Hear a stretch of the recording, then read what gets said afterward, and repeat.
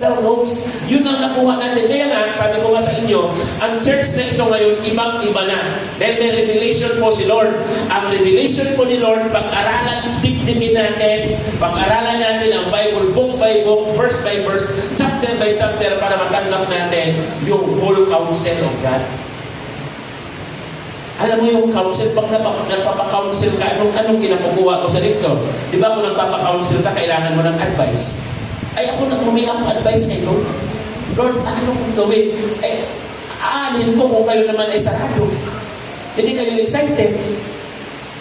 Amen? Hindi kayo excited.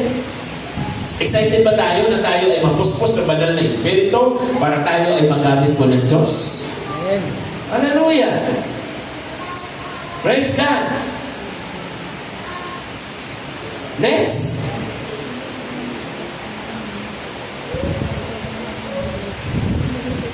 Ano po ang ibig sabihin po na mabuhay po tayo na magiging puspos ng Holy Spirit? To live a spirit life, focus actively on seeking the guidance of the Holy Spirit through prayer. Sabihin na po natin, through prayer. Kung gusto natin mabuhay tayo na puspos ng banal na Espiritu, gayahin po natin si Pedro. 3 o'clock nagpipray sila. Ang priority po na, ang nila, kay basahin po natin sa book of Acts chapter 6, prayer. Sabi niya, hindi maganda ito.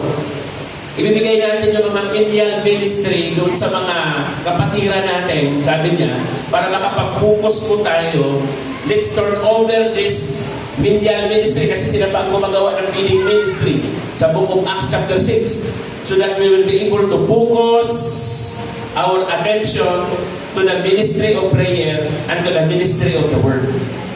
Seeking the guidance of the Holy Spirit through prayer, studying the Scripture, actively practicing the fruits of the Holy Spirit like love, joy, peace, patience, kindness, godliness, faithfulness, gentleness, and self-control, and intentionally aligning your action with God's will in every aspect of your life.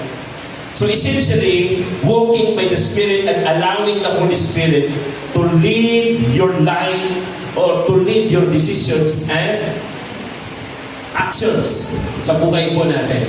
Romans 8:12, for those who are led by the Spirit of God are the children of God. Kung ninilid daw po tayo ng banal na Espiritu, tayo ay tunay na mga anak ng Diyos. Amen?